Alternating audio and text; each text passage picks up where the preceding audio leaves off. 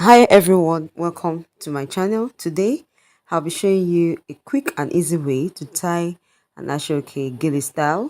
This style is perfect for church services, weddings, parties or any special occasion. If you are new to my channel, I am DoliveB and thank you so much for stopping by. So all you just need is your ashoke fabric and office pins. For me, I use two lines or layers of ashoke for this tutorial. Please feel free to work with more lines of ashoke. You could use up to 3 or even 4. It depends on how you want yours. And also note that in this particular tutorial, I didn't cover my hair totally, I mean. So if you use more lines of ashoke, you could cover your hairs, okay, or even make more pleats.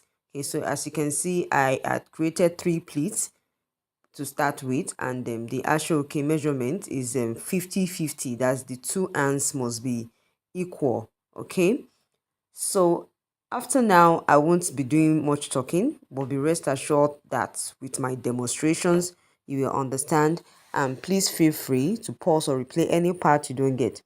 If you found this tutorial helpful, give it a thumbs up and subscribe to this channel for more videos. Thank you very much.